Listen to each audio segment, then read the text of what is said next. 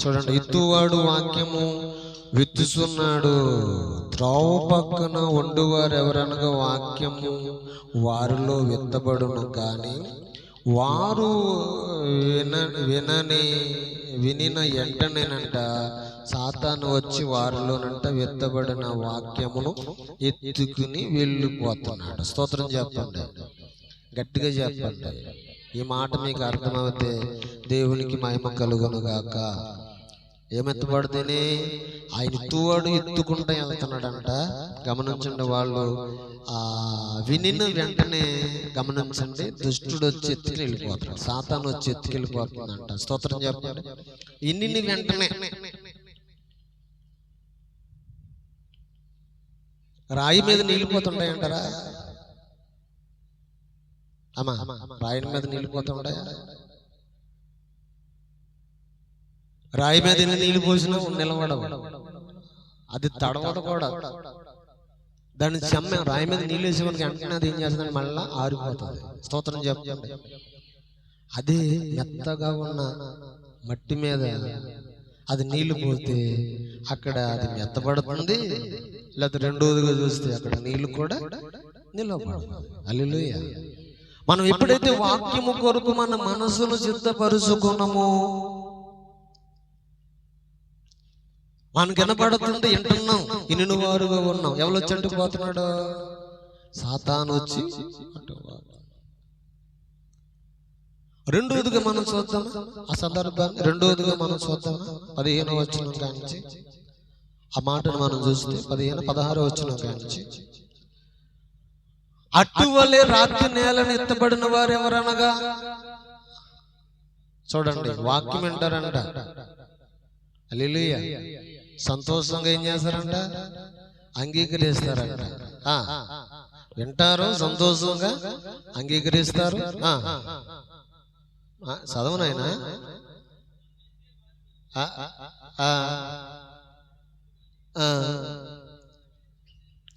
ఏం కలగనే వాక్యం విన్నప్పటికంటే ఏం చేస్తారంటే సంతోషం. దేవుడు ఎంత గొప్పవాడంటే, వాక్యం, మందిరం, దేవుని సన్నిధి, దేవుడు అంత కాదు ఎంత కాదు, నేను అలాగుంటాను, లేకపోతే నేను ఇలాగుంటాను, నేను అది చేస్తాను, లేకపోతే ఇది చేస్తానని చెప్పే వాళ్ళు ఉంటారు. కానీ మందిరానికి వెళ్తూ ఉన్నప్పటికీ, ప్రార్థనకి వెళ్తున్నప్పటికీ, శ్రమైన, ఇబ్బంది అయినా, ఏదైనా బాధ అయినా వచ్చినప్పటికీ వాళ్ళు ఏం చేస్తారంటే, చెప్పండి, దేవుని వాక్యం విషయంలో, దేవుని సన్నిధి విషయంలో, ప్రార్థన విషయంలో చెప్పండి, అభ్యంతరం అనేది ఎల్లబొచ్చేవారుగా ఉంటారంట. హల్లెలూయా. ఎవరెల్లో?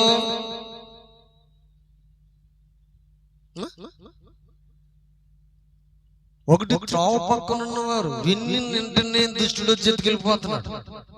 రెండో వారు ఎవరంటే, వింటున్నాం, ఇన్నంటే సంతోషిస్తున్నాం, అంగీకరిస్తున్నాం, కానీ కష్టమైన, నష్టమైన, శ్రమైన, ఇబ్బంది వచ్చినప్పటికీ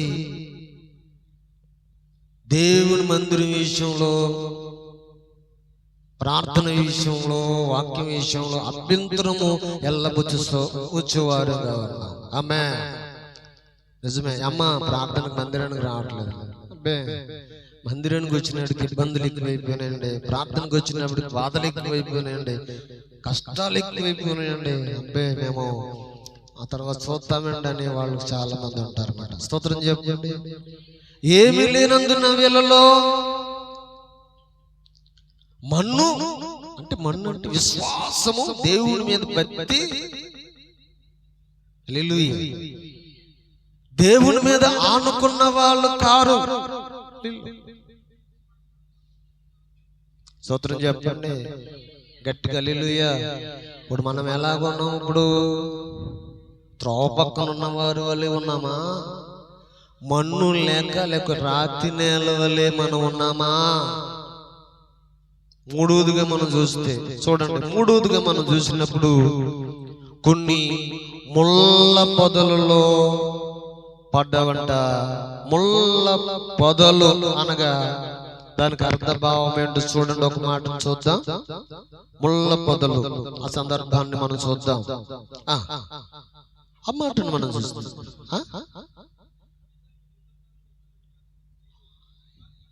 ఎన్నో వచ్చిన 18 వచ్చిన ఆ మాట మీరు చూడండి, అండర్లైన్ చేసుకోండి. ఆ మాట అంటుంది, ఇతరులు ముళ్ళ పొదలలో విత్తబడిన వారు వాక్యము విందురు కాని ఐహిక విచారము, ధనమోసము, మరి ఇతరమైన అపేక్ష మా లోపల నుండి ఎప్పుడైతే వచ్చిన వాక్యమునంట అణిచివేయువారుగా ఉంటారంట. స్తోత్రం చెప్పండి. ఎవరంటే హల్లెలూయా. ముళ్ళ పొదలలో విత్తబడిన వారు ఎవరంటే, ఆ మాట నేను మరలా చదువుతాను. ఇతరులు ముళ్ళ పొదలలో విత్తబడిన వారు వాక్యము విందురు కానీ ఐహిక వికారములను, ధనమోసము, మరి ఇతరమైన అపేక్షల నుండి లోపల నుండి వచ్చి వాక్యమును అణిచివేయను, అది నిష్ఫలమగును. స్తోత్రం చెప్పండి. హల్లెలూయా. ముళ్ళ పొదలంటే ధనమోసం. మన దగ్గర డబ్బు లేదు, తినటానికి కూడు లేదు, కట్టుకుంటానికి బట్ట లేదు, నిలువు నేల లేదు, ఎవరు మనం పట్టించుకోనరు. అప్పుడు మనకు దేవుడు కావాలి, ప్రార్థన కావాలి, వాక్యం కావాలి. అనారోగ్యంగా ఉంటుంది, లేవని పరిస్థితి కలిగి ఉంటాం, దాంట్లో చెప్పరు, వైద్యులు చెప్పలేరు. అప్పుడు మంచం మీద, మరణ పడక మీద ఉండి, ప్రభువా నాకు ఒక అవకాశమే, నన్ను బ్రతికించు, నన్ను స్వస్థపరచు, నన్ను లేవనెత్తి, నీ కొరకు నేను బతుకుతాను ప్రభువా అంటది. అది దేవుడు అన్యాయస్తుడు కాదు కదా. మరణ పడక మీద ఉండి ఎప్పుడైతే దేవునికి ప్రార్థన చేస్తావో, నీ సమర్పణ దేవునికి తెలియజేసుకుంటావో, దేవుడు ఏం చేస్తాడంటే వెంటనే నిన్ను ఆ మరణ పడక మీద నుండి నిన్ను లేవనెత్తడానికి సిద్ధపడతాడు దేవుడు. స్తోత్రం చెప్పండి. మరి లేవనెత్తబడిన తర్వాత నిలువు నీడలేదు, మనకి అప్పులై ఉన్నాము, కట్టుకునటానికి గుడ్డ లేదు. ఒకప్పుడు నా స్థితి కూడా అంతే. గమనించండి, దేవుడు అన్న వస్త్రములు ఇచ్చి, ఆరోగ్యం ఇచ్చి, నీకు సమృద్ధి ఇచ్చిన తర్వాత కొందరు ఏం చేస్తూ ఉంటారంటే, జాబు, వ్యాపారం, పదవి కావచ్చు, ఇవన్నీ కలిగిన తర్వాత గమనించండి, ధనమోసం అంటే దేవుని వాక్యాన్ని ఏ విధంగా అణిచివేస్తారంటే, దేవుని పరిచర్యను ఏ విధంగా అడ్డుకుంటారంటే, దేవుని వాక్యానికి విరోధంగా ఇలా పనిచేస్తూ ఉంటారంటే, ముళ్ళ పొదలంటే వాళ్ళే ఏం చేస్తారంటే, గమనించండి, విరోధంగా ప్రార్థన అనేటప్పటికీ ఆమడ దూరాన్ని ఉంటారన్నమాట. జాబ్ అండి, ఖాళీ లేదండి, పదవి అండి, పనులండి, పెళ్ళిళ్ళండి, పనుసున్నాలండి. హల్లెలూయా. నిజమండి. గమనించండి, దేవుడు వాక్యమును అణిచివేయడానికి మనం చూస్తే, మనకున్న పదవును చూసుకుని, మనకున్న డబ్బును చూసుకుని, మనకున్న అధికారమును చూసుకుని, దేవుని వాక్యమును మనం అణిచివేయడం చూస్తే, నువ్వు అణిచివేయబడతావన్న సంగతి నీకు తెలియదు. మళ్ళీ ఎడు తిరిగి మళ్ళీ ఎక్కడ రావాలంటే దేవుని మందిరానికి మనము రావాలి. స్తోత్రం చెప్పండి. ఎంత చదువుకున్నాం కదా, ఏమని చదువుకున్నామండి? సర్వ శరీరులు గడ్డిని పూలి ఉన్నారు, గడ్డి ఎండును, పువ్వి వాడిపోవును, కానీ దేవుని వాక్యము నిత్యము. దేవుని వాక్యముతో మనం నింపబడితే, దేవుని వాక్యమును అణిచివేయవారుగా కాదు, దేవుని వాక్యమును మనం విలువ, దేవుని వాక్యము సమస్త కార్యసిద్ధి జరిగించేది దేవుని వాక్యం. ప్రపంచములో దేని వల్ల నియమించబడ్డాయి అంటే, దేవుని వాక్యము వలన నిర్మాణం అయినాయి అంట. స్తోత్రం చెప్పండి గట్టిగా. దేవుని మాట ఎటువంటిదంటే, బలము కలిగినదంట, శక్తి కలిగినదంటాడు ఆయన. మరి దేవుని వాక్యమును అణిచివేయాలని చూస్తే ఒక ఆయన బైబిల్ గ్రంథంలో ఏం చేసి తెలుసా, వాక్యం చదువుతూ ఉంటే కీనని ఆ రాజు ఏం చేసాడు తెలుసా, ఇర్మీయా గ్రంథం 36వ అధ్యాయంలో బైబిల్ని సాకుతో కోసేసాడు వాక్యాన్ని. స్తోత్రం చెప్పండి, చదవడం మాట. ఇర్మీయా గ్రంథము 36వ అధ్యాయంలో వాక్యాన్ని చదువుతూ ఉంటే అతడు కోపము రగిలిపోతుందంట.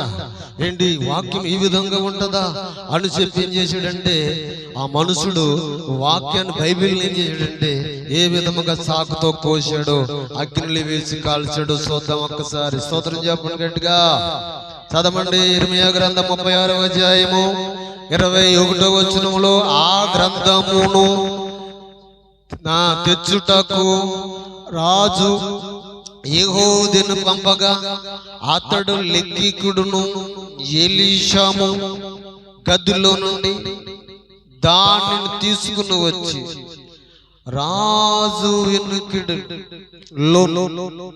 రాజునొద్దకు నిలిచి ఉన్న అధిపతులందరి వినికిడులో దాన్ని చదివిను. 9వ మాసం రాజు శీతాకాలం నగరంలో కూర్చుని ఉండగా అతని ముందర కొంపటిలో అగ్ని రగులుచుండెను. యెహూది 3-4 పుస్తకములు చదివిన తర్వాత రాజు సాకుతో దానిని కోచి కొంపటిలో వేయగా ఆ కొంపటిలోనున్న అగ్ని చేతంట అది బొత్తుగానంట కాలిపోయెను. స్తోత్రం చెప్పండి. ఇది ఆ వాక్యాన్ని, బైబిల్ని దేవుని మందిరం, దేవుని సన్నిధిని అలాగా పాడు చేస్తా ఉంటే ఏ ఒక్కరు కూడా అయ్యో పాపం అని సహకరించిన లేడంట, జాలి చూపున లేడంట అక్కడ. స్తోత్రం చెప్పండి. ఎంత భయంకరమైన విషయం అన్నది 24వ వచనం చూస్తే, రాజైన ఈ మాటలన్నిటిని విని అతని సేవకులలో ఎవరైనానంట భయపడలేదు, తమ బట్టలు చింపుకొనలేదంట. గ్రంథమును కాల్చవద్దని ఎల్నాతానును దేలియామును గెమెరియాను రాజుతోనంట మనవి చెయ్యగా అతడు వారు విన్న విజ్ఞాపనములను వినకపోయెను. లెక్కికుడును బారాకును ప్రవర్తన ఇర్మీయా పట్టుకును వలెనని రాజవంశస్థులకు యెహూరి ఏలుబడి హజాయేలు కుమారుడును చెరాగును అబేయేలు కుమారుడును చెమేనియకును రాజు ఆజ్ఞాపించును. స్తోత్రం చెప్పండి. ఈ గ్రంథము ఇర్మీయా రాశాడా? లేదు కదా. ఈ గ్రంథం ఇర్మీయా రాలేదు, దేవుడే ఇర్మీయా ద్వారాగా పరిశుద్ధాత్మ దేవుడు రాయించాడు. ఆ మాటలను తెలియజేస్తూ ఉంటే, చదువుతూ ఉంటే కోపం తెచ్చుకుని దేవుని వాక్యం విషయంలో అభ్యంతరం వెళ్ళవచ్చు. దేవుని వాక్యాన్ని అంటే బైబిల్ గ్రంథాన్ని అంటే సాకుతో కోసి ఆ శీతాకాలమును అగ్నిలో వేసి కుంపట్లో వేసి కాల్చి వేసాడంట. స్తోత్రం చెప్పండి గట్టిగా, గట్టిగా చెప్పండి. మనుషులు ఎవరో జాలి చూపలేదంట, మనుషులు ఎవరో జాలి పడలేదంట, మనుషులు అయ్యో పాపం అని చెప్పి ఎవరో పడనంట. ఆ ఇర్మీయా పట్ల కానీ కనికరం చూపని వారుగా ఉన్నారంట. బైబిల్ కోసి వేయటమే కాదు, బైబిల్ చింపివేయటమే కాదు, అగ్నిలో వేయటం కాదు, ఇర్మీయాను పట్టుకుని రెండే అని చెప్పాడంట. ఇర్మీయాను పట్టుకుని ఎక్కడేసాడంటే లోతైన ఊబిలో నుండి బంధించేశారంట. నీళ్ళు లేవంట, అన్నపానం లేవంట అక్కడ. స్తోత్రం చెప్పండి గట్టిగా. నిజమే. ఆ సందర్భాన్ని చూసినప్పుడు 27వ వచనం కాడికి వచ్చినప్పటికీ ఇర్మీయా పట్టుకుని లోతైన ఊబిలో వేసినప్పుడు అంట దేవుని ఆత్మ ఇర్మీయా దగ్గరికి వెళ్ళి మాట్లాడుతుంది. 27వ వచనంలో చదవడం మాటని, ఇర్మీయా నోటి మాటను బట్టి బారాకు రాసిన గ్రంథమును రాజు కాల్చిన తర్వాత యెహోవా వాక్కు ఇర్మీయాకు ప్రత్యక్షమై సెలవిచ్చును, నీవు మరి ఒక గ్రంథాన్ని తీసుకుని యోధారాజును యెహోవాకీము కాల్చిన మొదటి గ్రంథమును రాయబడిన మాటలన్నిటిని దానిలో మరలా రాయి. స్తోత్రం చెప్పండి గట్టిగా. ఏమన్నాడమ్మా? మొదటి గ్రంథాన్ని కాల్చేసాడు కదా, అందులో ఉన్న మాటలన్నీ కాకుండా శ్రేష్టమైన మాటలో మరో గ్రంథములో రాయమని చెప్పి ఇర్మీయాతో దేవుడు మాట్లాడుతూ ఉన్నాడు. 29వ వచనం, మరియు యోధా రాజును యెహోవాకీమును గూర్చిన నీ మాటను చెప్పవలను. యెహోవా సెలవిచ్చినదేమనగా, బబులోను రాజును నిశ్చయముగా వచ్చి ఈ దేశమును పాడు చేసి అందులో ఉన్న మనుషులైనను జంతువులైనను వండకుండా చేయనని చెప్పి ఇందులో నీవెలా రాసేదివని చెప్పిన నీవు ఈ గ్రంథమును కాల్చివేసేదివు కదా. అందుచేత యోధారాజు యెహోయాకీమును గూర్చిన యెహోవా ఈ మాట సెలవిస్తున్నాడు, దావీదు యొక్క సింహాసనం మీద ఆసీనుడై ఉండుడగో అతనికి ఎవడును లేకపోయిను గనుక అతని గమనించండి, నీ రాజ్యము, నీ జనము, నీ జంతువులు, నీ బంధు బలగము, నీ సైన్యమును ఎవరు ఎత్తుకుపోతారని చెప్తున్నాడు దేవుడు. స్తోత్రం చెప్పండి, గట్టిగా చెప్పండి. ఎవరు ఎత్తుకుపోతారని చెప్తున్నాడు అంటే బబులోను రాజు ఎత్తుకుపోతాడు. అబ్బాయి, వాళ్ళ చేతికి నిన్ను అప్పగిస్తున్నాను, నువ్వు వాళ్ళ దగ్గర నువ్వు బానిసగా ఉండవలసిందే, వాళ్ళ పెడితే తినాలి, వాళ్ళు చెప్పిన పని ఎలా చేయాలని చెప్పి దేవుడు హస్తం అంటే దేవుడు శాసించేశాడు అక్కడ. స్తోత్రం చెప్పండి. ఎందుకు అటువంటి దుస్థితి అతను కలిగింది అనంటే, దేవుడు వాక్యమును అణిచివేయాలని చూస్తే ఏ మనుషుని గతి అయినా అంతే. నమ్మండి, నమ్మకపోండి. నేను కూడా ఒకప్పుడు యేసుప్రభు దేవుడు గారు అనేవాడిని. ప్రార్థనకి వెళ్ళే వాళ్ళని ఎంత ఇబ్బంది పెట్టుకోండి, వీళ్ళు ప్రార్థనకి వెళ్తున్నారు, వీళ్ళు ప్రార్థనకి యేసుప్రభు కోసం, పాస్టర్ గారి కోసం, పాస్టర్ గారికి నాలుగు రంకు కట్టేవాడిని నేను. స్తోత్రం చెప్పండి గట్టిగా. ఈనాడు అటువంటి జనం లేరా? ఈనాడు అటువంటి మనుషులు లేరా? అటువంటి ప్రభావితం కలిగిన వారు లేరా? నిజము అన్నట్టుగా దేవుడు మరి అతని రాజ్యమును, బలగమును, సైన్యమును కూడా అప్పగించేసాడు. బబులోను రాజు తీసుకుపోయాడు. స్తోత్రం చెప్పండి. ఆ సందర్భాన్ని మనం చూడొచ్చు 2 రాజుల గ్రంథం 24వ అధ్యాయంలో ఆ సందర్భాన్ని చూడొచ్చు. అక్కడ బబులోనులోను ఆ రాజు బానిస బతుకుతున్నాడంటే కూడా వాక్యం చెప్తుంది. స్తోత్రం చెప్పండి. అందుకే 3వ మాట ఏమిటంటే గమనించండి, ముళ్ళ పొదలు అనగా ధనమోసమును బట్టంట. చెప్పండి, ధనమును బట్టి, జాబును బట్టి, పదమును బట్టి, అధికారమును బట్టంట కొందరు ఏం చేస్తూ ఉంటారంటే వాక్యమును అణిచివేయేవారుగా, మందిరాలను కూల్చేవారుగా, సేవకుల్ని హింసించేవారుగా, దేవుని పనిని పాడు చేయవారుగా ఉంటారు. బైబిల్లో ఒక మాట ఉంది, ఎవడైనా దేవుని ఆలయమును పాడు చేస్తే దేవుడు వానిని పాడు చేయను. స్తోత్రం చెప్పండి. ధనము శాశ్వతం కాదు, ధనము శాశ్వతం కాదు, కిరీటం మాత్రమే శాశ్వతము. ధనము ఎంతవరకునంటే కొంతవరకే. కిరీటము శాశ్వతము ఉండేది, కిరీటము. స్తోత్రం చెప్పండి. నిజమే కదా. దేవుని వాక్యము నమ్మడానికి మనం ఏపాటి వాళ్ళం?